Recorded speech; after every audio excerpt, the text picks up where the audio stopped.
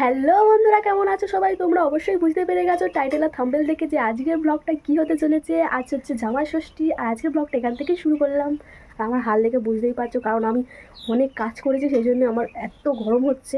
তো আমার মার এটা ফার্স্ট জামাই ষষ্ঠী, আর আমার মা একদম রান্না করতে বসে গিয়েছে। আর আমার বাপি কত বড় বড় চিংড়ি মাছ এনেছে, চলো তোমাদের সাথে দেখাই। ভাত হচ্ছে, দেখো কি বড় বড়, দেখো কত বড় বড়, হাতের সাইজটা দেখাই। তো মা আমাকে বলে দিচ্ছে কীভাবে চিংড়ি মাছটা কাটতে হবে। এগুলো কাটবি, এইগুলো কাটবি। হ্যাঁ, এটা কাটবি না, ওই লাশটা কাটবো না। না শুধু ঠুঙো। হ্যাঁ, এইটা কেটে দিবি। ওইদিকে মা কাতলা মাছ ভাজছে, আর এই মাছগুলোর ঝাল হবে। আর আজকে কাঁকড়া দিয়ে কুমড়ো পুঁই শাকের চচ্চড়িও হবে।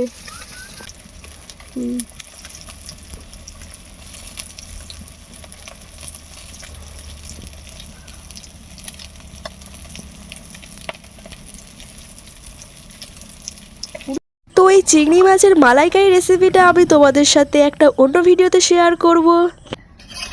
তো বন্ধুরা, এখন আমি চান করে নিয়েছি, তোমরা দেখতেই পাচ্ছ। আর আমি তোমাদেরকে বলেছিলাম যে আমি আমার বড় মা আর বড় বাবার পুজো দিতে যাই, সেখানেই এখন যাচ্ছি। চলো দেখা হচ্ছে বাড়িতে গিয়ে জামা ষষ্ঠীর থালা রেডি করাতে।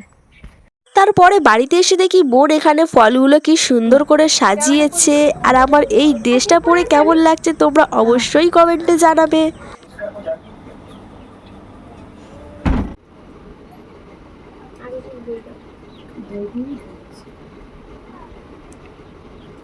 ভালো খেতে।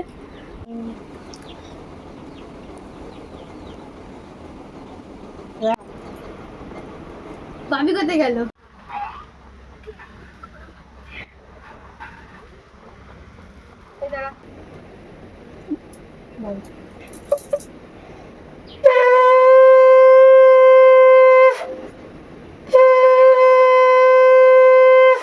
বাবা কি খাওয়া?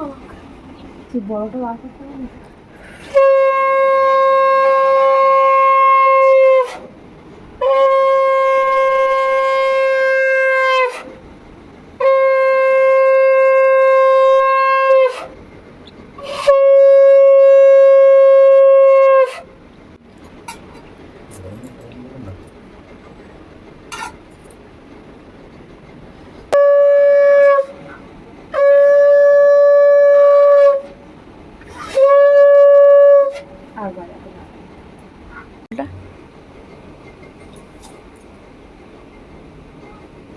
পলিরের সবচেয়ে বড়টা। তারপরে জামা ষষ্ঠীর সব পর্ব সেরে আমরা বসে পড়েছি খেতে।